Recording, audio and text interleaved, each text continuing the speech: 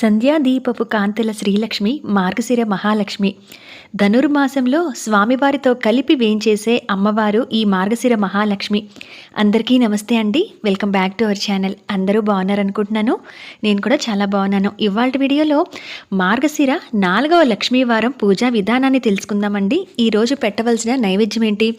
ధనుర్మాసం కూడా ఈ మార్గశిర మాసంలోనే కలిసి వస్తుంది. అటువంటి వేళా విశేషంలో ఈ మార్గశిర 4వ లక్ష్మీవారం ఏకాదశితో కలిసి రావటం చాలా విశేషం. మనము స్వామివారిని పూజ చేయడం కోసం ఏకాదశి తిథిని ప్రత్యేకంగా పూజ చేసుకుంటూ ఉంటాం. అటువంటి ధనుర్మాసంలో వచ్చే మొదట ఏకాదశి ఈ మార్గశిర లక్ష్మీవారం కూడా.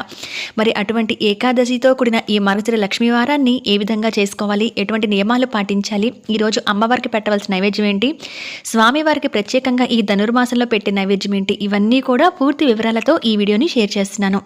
ఎక్కడ స్కిప్ చేయకుండా వినండి. ఎటువంటి సందేహం ఉన్నా కింద కామెంట్ సెక్షన్లో తెలియజేయండి. అంతేకాకుండా మీరు లైక్ ఇవ్వటం వల్ల ఈ వీడియో చాలామందికి రీచ్ అవుతుంది. ప్లీజ్ లైక్ చేయడం అస్సలు మర్చిపోవద్దు.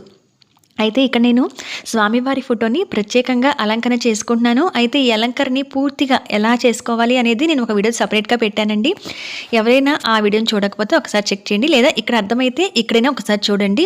స్వామివారిని ప్రత్యేకంగా ఇలా ఆరాధిస్తున్నప్పుడు కానీ, 7 శనివారాల వ్రతాల్లో కానీ, లేదా రేపు రాబోయే ముక్కోటి ఏకాదశికి కానీ, ఇలా ఏకాదశి పూజలు చేస్తున్నప్పుడు స్వామివారిని ఇలా అందంగా అలంకరణ చేసుకోవచ్చు.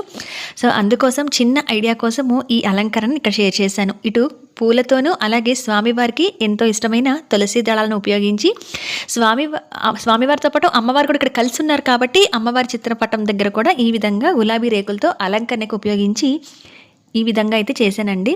ఇలా ప్రత్యేకంగా పూజాపీఠం పెట్టినా లేదా నిత్య పూజా మందిరంలో కూడా ఈ పూజను చేసుకునేవారు ఈ విధంగా స్వామివారి పీఠాన్ని పెట్టుకొని తమలపాకు కానీ అరిటాకు కానీ వేసుకొని లేదా ఒక క్లాత్ కానీ అడుగును వేసుకొని దాని మీద కొంచెం బియ్యం వేసి పసుపు కుంకుమ వేసి స్వామివారి చిత్రపటాన్ని ఈ విధంగా ఏర్పాటు చేసుకోండి.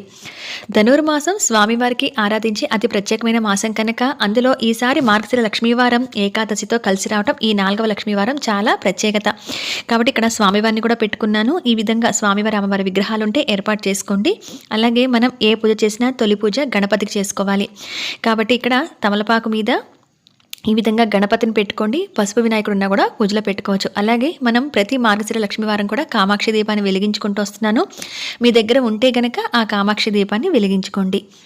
ఇక అలాగే అమ్మవారికి ఈ మార్గశిర లక్ష్మీవారం అనేది చాలా ప్రత్యేకమనే చెప్పవచ్చు. ధనుర్మాసము ప్రత్యేకంగా స్వామివారిని ఆరాధించే మాసం అయితే సౌరమానాన్ని లెక్కించి మనం ధనుర్మాసంలోను, చాంద్రమానాన్ని అనుసరిస్తూ మార్గశిర మాసంలోనూ ఉన్నాం. అందుకని 2 మాసాలు కూడా కలయికగా ఈ ఏకాదశి అలాగే మార్గశిర లక్ష్మీవారం 2 రావడం విశేషం. అయితే ఈ ఏకాదశి తిథి కూడా ఎప్పటి నుంచి ప్రారంభమై ఎప్పటితో ముగుస్తుందో ఒకసారి తెలుసుకుందామండి. ఇక్కడ డిసెంబర్ 25వ తారీఖు రాత్రి 9:25 నుంచి కూడా ఈ ఏకాదశి తిథి అనేది ప్రారంభమై 26వ తారీఖు గురువారం రాత్రి 11:27 వరకు ఏకాదశి తిథి అనేది ఉంది. అంటే ఈ డిసెంబర్ 25న మొదలైన తిథి 26 రాత్రి వరకు ఉందన్నమాట. ఈ విధంగా మనకి సూర్యోదయాన్ని సమయానికి ఉన్నప్పుడు ఏకాదశి తిథిని ఆ రోజున పండగగా జరుపుకుంటాం కాబట్టి ఏకాదశి వ్రతాన్ని ఆచరించాల్సిన వారు మనము 26వ తారీఖు డిసెంబర్ జరుపుకోవాలి 2024వ సంవత్సరంలో. అయితే మనకి ఇది మార్గశిర 4వ లక్ష్మీవారం కూడా. మనము 5 వారాలు ప్రత్యేకంగా అమ్మవారికి పూజ చేస్తూ వస్తున్నాము. మార్గశిర మాసంలో మాత్రం ఈ 4వ వారం చివరి వారం అయిపోతుంది. మరుసటి నెల నుంచి మనకి పుష్యమాసం మొదలైపోయి ఆ పుష్యమాసంలో వచ్చే మొదటి గురువారం కూడా అమ్మవారికి పూజ చేసుకుంటూ 5 వారాల వ్రతాన్ని ముగించుకుంటాం. కాబట్టి మార్గశిర మాసంలో వచ్చే గురువారాలు మాత్రం ఇది చివరి గురువారం అవుతుంది. వ్రతం పరంగా చూస్తే 4వ గురువారం అవుతుంది. మరి ఈరోజు సూర్యోదయానికి ఏకాదశి తిథి ఉండటం వల్ల ఈ వారం అనేది చాలా ప్రత్యేకమైన చెప్పుకోవచ్చు. ఇప్పటి వరకు ఎవరైనా చేసుకొని వారు ఉంటే కనుక ఈ రోజున ప్రత్యేకంగా పూజ అయితే చేసుకోండి. ఇక్కడ ఈ విధంగా దీపారాధన చేసిన తర్వాత మీరు గమనించినట్లయితే స్వామివారి పాదాలు మార్గశిర మాసంలో అమ్మవారి పాదాలని తప్పనిసరిగా పూజించుకుంటూ వస్తున్నాం కనుక మీరు అమ్మవారి పాదాలు కూడా పెట్టుకోండి. ఒకవేళ మీ దగ్గర లేకపోతే ఇటువంటివి మీరు తమలపాకు మీద కుంకుమతో గీసుకోవడం కానీ, బియ్య పిండితో కానీ ముగ్గులా పెట్టుకొని అమ్మవారి పాదాలు గీసుకొని ఆ విధంగా కూడా మీరు ప్రత్యేకంగా పూజలో పెట్టుకొని పూజ అనేది చేసుకోవచ్చు. ఇక్కడ దీపారాధన చేసిన తర్వాత దీపం దగ్గర అక్షింతలు పువ్వు కానీ వేసి నమస్కారం చేసుకొని మొదటి పూజ గణపతికి చేసుకోండి. స్వామివారికి కూడా అన్ని ఉపచారాలతో పూజ చేసుకోవాలి, లేదా పంచోపచార పూజ చేసుకుంటూ స్వామివారికి ధూపం, దీపం, నైవేద్యం, పువ్వు సమర్పించడం, గంధం సమర్పించడం, ఇలాగా నీరాజనం సమర్పించడం, ఇలాగా స్వామివారికైనా సింపుల్గా పూజ అనేది చేసుకోవచ్చు. చేసుకుని కనీసం గణపతి అష్టోత్తరం చదువుకోండి. రాకపోతే వింటూ అక్షంతలు వేస్తూ పూజ చేసుకోండి. లేదా ఓం గం గణపతియే నమః అనుకుంటూ స్వామివారికి పూజను చేసుకోండి. ఆ తర్వాత స్వామివారికి పండు లేదా అటుకులు, బెల్లం కానీ ఏదైనా వండినవి కానీ నైవేద్యం పెట్టిన తర్వాత ఈరోజు ప్రత్యేకంగా ఏకాదశి తిథి కలిసి రావటం విశేషం కనుక అందులో ధనుర్మాసం కలిసి రావటం కూడా స్వామివారి పూజకి ప్రత్యేకమైన రోజునే చెప్పవచ్చు. కాబట్టి ఈ రోజున స్వామివారిని, అమ్మవారిని మీరు ఒకవేళ ఇటువంటి విగ్రహాలు కానీ లేదా కాయిన్స్ కానీ స్వామివారిది, అమ్మవారి కాయిన్స్ కానీ ఉంటే మీరు ప్రత్యేకంగా అభిషేకం చేసుకోవడం అస్సలు మర్చిపోవద్దు. పంచామృతాలతో కానీ గంధపు నీళ్ళతో కానీ మీరు ఆవు పాలు ఇటువంటి వాటితో కానీ మీరు అభిషేకం అనేది చేసుకోండి. ఇక్కడైతే నేను పంచామృతాలు కలిపేశాను. ఆవు పాలు, ఆవు పెరుగు, ఆవు నెయ్యి, తేనె, పంచదార వీటిని పంచామృతాలు అంటాం కదా, వీటన్నిటిని కలుపుకొని ఒకేసారి ఈ విధంగా అభిషేకం మీద చేసుకోండి.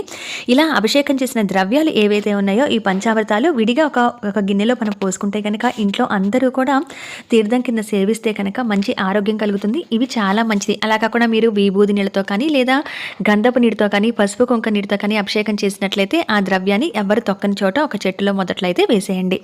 ఈ విధంగా అమ్మవారికి, స్వామివారికి అయితే తప్పనిసరిగా విగ్రహాలు ఉన్నవాళ్ళు కానీ అభిషేకం చేసుకోవడానికి ప్రయత్నించండి. అయితే ఇక్కడ నేను ఇందాక చిత్రపటం అలంకరణ అయితే చూపించాను కదండి, అలాగే ఇక్కడ స్వామివారి వస్త్ర అలంకరణ కూడా చూపిస్తున్నాను. అందుకని ఇదంతా నేను ప్రత్యేకంగా ఒక వీడియో పెట్టాను, ఎవరికైనా యూజ్ అవుతుంది. ఎప్పుడైనా స్వామివారి ప్రత్యేక పూజలు చేసుకునేటప్పుడు ఈ విధంగా అలంకరణ చేసుకుంటారన్న దృష్టితో నేను విడిగా అయితే ఆ వీడియోని షేర్ చేశానండి. పూర్తి అలంకరణ కోసం ఒక్కసారి ఆ వీడియోని అయితే చెక్ చేయండి. ఎండ్ స్క్రీన్స్లో అయితే ఇస్తాను. స్వామివారి అభిషేకం అయిన తర్వాత శుద్ధి చేసి ఈ విధంగా అలంకరణ చేసి ఆ తర్వాత నేను స్వామివారిని, అమ్మవారిని ఈ విధంగా ఏర్పాటు చేసుకుంటున్నాను. ఇక్కడ ఒక తమలపాకు వేసి మళ్ళీ స్వామివారికి ఆసనంలాగా వేసిన తర్వాత ఈ విధంగా స్వామివారిని పెట్టుకున్నాక ధనుర్మాసం కూడా స్వామివారి పూజని ఒక్క రోజైనా చేసుకుంటే చాలా మంచి ఫలితం అయితే వస్తుంది. కాబట్టి ఆ ఒక్కరోజు ఈ ఏకాదశి తిథి వచ్చిన రోజు అలాగే మార్గశిర లక్ష్మీవారం కలిసిన రోజు తప్పకుండా పూజ చేసుకోవడానికి అయితే ప్రయత్నించండి. ధనుర్మాసం మన భోగి వరకు కూడా స్వామివారికి ప్రత్యేకంగా పూజలు చేయడం జరుగుతుంది. అయితే అలా ఎవరైతే నెలంతా చేసుకోలేని వారు, ధనుర్మాస వ్రతాన్ని ఆచరించలేని వారు ఎవరైతే ఉన్నారో ఈ ఏకాదశి రోజు అలాగే మార్గశిర లక్ష్మీవారం కలిసి వచ్చిన రోజు చేసుకుంటే ఇంకా చాలా మంచిది. ఇక్కడ స్వామివారికి ఎంతో ఇష్టమైన తులసి దళాన్ని సమర్పించాను. మీ దగ్గర ఇంకేదైనా స్వామివారికి, అమ్మవారికి ప్రత్యేకమైన దీపారాధన చేయాలి అనుకుంటే అటు పంచగవ్య దీపారాధన కానీ ఇటువంటి శంకుచక్ర దీపాలు కానీ ఇలా మీరు ఏదైనా చేయాలి అనుకుంటే స్వామివారికి ఈ రోజున చేసుకోవచ్చు. అయితే ఈ పూజని ఏ సమయంలో చేయాలి అని అంటే బ్రహ్మముహూర్తంలో ఏ పూజ చేసినా కూడా అత్యంత అద్భుత ఫలితాలు ఉంటాయని అంటారు. అలా అని చెప్పి ఆ సమయానికి కుదరకపోతే పూజని మానకుండా మనం ఉదయం వేళలో కూడా ఈ పూజను చేసుకోవచ్చు. సంధ్యాదీపం కూడా అమ్మవారికి చాలా ఇష్టం కాబట్టి ఈ పూజని సాయంత్రం కూడా చేసుకోవచ్చు. అయితే ఏకాదశి వ్రతాన్ని ఆచరించాలి అనుకున్న వాళ్ళు వ్రత నియమాలు ఎలా ఉంటాయి అని అంటే దశమి రోజు నుంచే కూడా స్వామివారికి ఉపవాసం అనేది ఉంటారు. అంటే మనకి 25 రాత్రి నుంచి కూడా ఉపవాసం అనేది ఉండి ఏకాదశి రోజు 26వ తారీఖు పూర్తిగా ఉపవాసం అనేది ఈరోజు ఉండి ఆ తర్వాత ద్వాదశి గడియలు వచ్చిన తర్వాత మనం ఉపవాసాన్ని విడమించి మరొకసారి స్వామివారికి పూజ చేసుకొని కుదిరితే కనుక ఏదైనా దేవాలయానికి వెళ్ళి స్వామివారి దర్శనం చేసుకొని అప్పుడు ఈ ఉపవాసాన్ని విడిచి భోజనం అనేది చేస్తారు. ఇది సహజంగా ఏకాదశి వ్రతాన్ని ఆచరించే వాళ్ళు ఈ నియమాన్ని పాటిస్తారు. కాబట్టి 26 అంతా కూడా ఏకాదశి వ్రతాన్ని ఆచరిస్తూ ఉపవాసం జాగరణ చేస్తూ ఉంటారు. అయితే పూర్తిగా ఉపవాసం ఉండలేమో అనుకున్న వారు పాలు, పండ్లు ఇటువంటివి తీసుకొని కూడా ఉపవాసం అనేది ఉంటారు. అలా కాకుండా ఉదయం నుంచి ఉపవాసం ఉండి ఉదయం సాయంత్రం కూడా పూజ చేసుకొని రాత్రి వేళలో ఉపవాసం చెల్లించి పలహారం లాంటిది ఏదైనా తీసుకుంటూ ఉంటారు. అలా కాకుండా అసలు మేము ఉపవాసం ఉండలేము అనుకున్నవారు ఉదయాన్నే ఈ పూజను చేసేసుకొని ఆ రోజంతా కూడా నాన్ వెజ్ అనేది తినకుండా ఉండి సాత్వికమైన ఆహారం అనేది తీసేసుకోవచ్చు. అంటే మనం మార్గశిర లక్ష్మీవారం అమ్మవారికి కూడా ఎలాగో పూజ చేసుకుంటాం కనుక ఉదయం సమయంలో అయినా బ్రహ్మముహూర్తంలో చేసుకుంటే మంచిది. అలా చేసుకోలేని వారు ఉదయం సమయంలో 10-11 లోపలైన స్వామివారి, అమ్మవారి పూజను చేసుకొని ధనుర్మాసం కూడా వచ్చిన ఏకాదశి కాబట్టి ఆ తర్వాత పూజ అయిన తర్వాత మీరు సాత్వికమైన ఆహారం తీసుకుంటూ సాయంత్రం మరొకసారి దీపారాధన చేసుకోవటం, ఏదైనా దేవాలయానికి వెళ్ళి దర్శనం చేసుకున్నా కూడా మంచిదే. కాబట్టి ఉపవాసం లేని వారు కూడా ఈ పూజను చేసుకోవచ్చు. అందులో మార్గశిర 4వ లక్ష్మీవారం ఇప్పటి వరకు ఎవరైతే అమ్మవారి పూజని లక్ష్మీవారాలు మొదలు పెట్టలేదో వారు చేసుకోవచ్చు. లేదా ఆల్రెడీ మొదటి వారం కానీ రెండో వారం కానీ చేసుకొని ఉండి మధ్యలో ఎటువంటి అడ్డంకులైనా ఏర్పడి ఒక వారం ఆపేసి అలా ఉన్నవారైనా ఇప్పటి వరకు మొదలు పెట్టని వారు ఎవరైతే ఉన్నారో వారందరూ తప్పనిసరిగా ఈ ఏకాదశి రోజు కలిసి వచ్చిన ఈ మార్గశిర లక్ష్మీవారాన్ని మిస్ అవ్వకుండా చేసుకుంటే చాలా మంచిదండి. ఈ మార్గశిర లక్ష్మీవారం అమ్మవారికి ఈ విధంగా మంగళకరమైన వస్తువులను సమర్పించి లక్ష్మీ గవ్వలు కానీ, తామర గింజలు, ముత్యాలు, అలాగే గురువింద గింజలు, శ్రీఫలం, పసుపు కొమ్ములు, మనం చేతికి వేసుకునే పెద్ద గాజులు లేదా చిట్టి గాజులు ఇలా వేటిలతో అయినా అమ్మవారికి పూజ అనేది చేసుకోవచ్చు. అందులో అమ్మవారికి చంచల అనే పేరు ఉంది. అంటే ఆమె ఎక్కువసేపు కూడా ఎక్కడ నిలబడదట. అందుకనే అమ్మవారిని స్థిర నివాసం ఏర్పరచుకోవాలి అని అంటే అమ్మవారి అనుగ్రహం కలగాలి. అలాగే అమ్మవారికి మనం ఎప్పుడు పూజ చేసుకుంటూ ఉండాలి. ముఖ్యంగా స్వామివారి అనుగ్రహం ఎక్కడైతే ఉంటుందో అక్కడ లక్ష్మీదేవి అమ్మవారు స్థిర నివాసం ఉంటుందట. అందుకని లక్ష్మీదేవి అనుగ్రహం కోసం ఎప్పుడూ నారాయణ్ణి స్మరించుకోవాలి అని అంటారు. ఎవరి ఇంట అయితే నారాయణి నామం వినబడుతూ ఉంటుందో, స్వామివారి నామాలు, స్వామివారి పూజ జరుగుతూ ఉంటుందో అటువంటి చోట లక్ష్మీదేవి స్థిర నివాసం ఏర్పరచుకుంటుందట.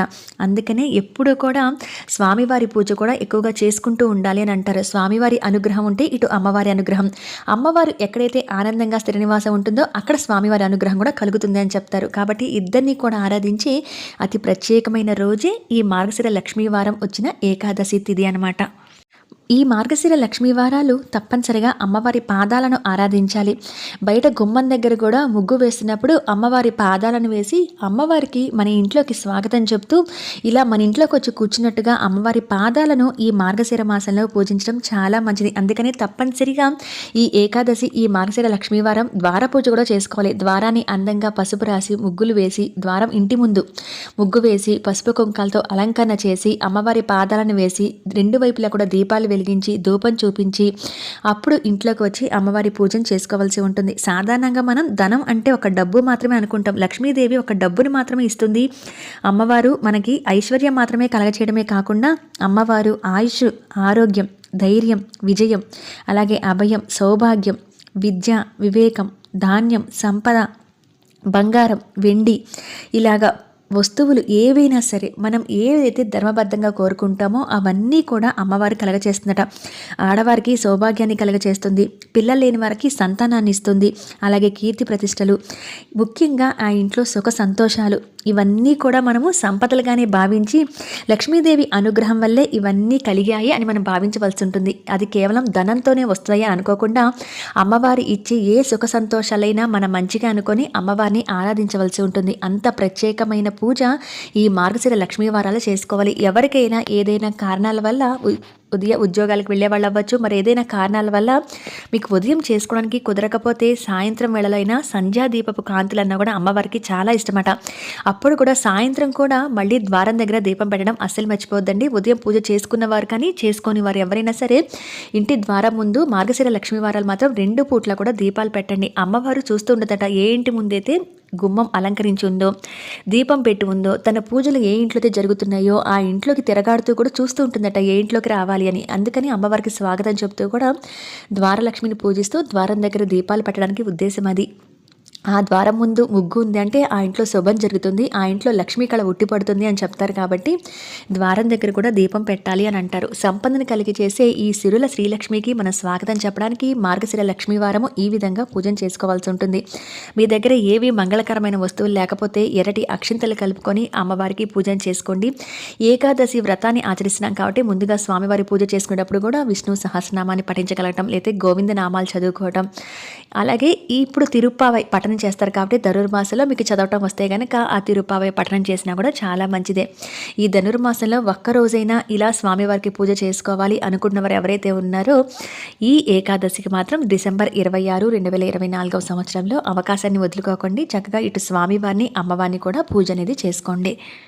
అలాగే అమ్మవారికి సముద్రం నుంచి అమ్మవారు పాల సముద్రం నుంచి ఉద్భవించారు కనుక అమ్మవారికి గవ్వలు కానీ శంఖం కానీ ఇష్టమని చెప్తూ ఉంటారు. ఆ గవ్వల సవ్వడి ఎక్కడైతే వినబడుతూ ఉంటుందో అక్కడ లక్ష్మీదేవి కూడా తిరుగుతూ ఉంటుంది అని అంటారు. అందుకని గవ్వలు ఉంటే కనుక గవ్వలతో కూడా అమ్మవారికి పూజన చేసుకోవచ్చు. అలాగే రూపాయి నాణ్యాలు ఉంటే అమ్మవారికి పూజన చేసుకోవచ్చు అష్టోత్తరం అవి చదువుతున్నప్పుడు. ఈ రోజున కనకధార స్తోత్రాన్ని పఠించడానికి ప్రయత్నించండి. ఇటువంటి ప్రత్యేకమైన రోజుల్లో అయినా అలాగే మణిద్వీప బంధన, లలితా సహస్రనామం, లక్ష్మీదేవి అష్టోత్తరం, శ్రీ సూక్తం ఇటువంటివి ఏవైనా మహాలక్ష్మాష్టకం ఇటువంటివి ఏవైనా కూడా పఠించడానికి ప్రయత్నించండి. లేదా వింటూ అయినా అమ్మవారికి పూజ అనేది చేసుకోండి.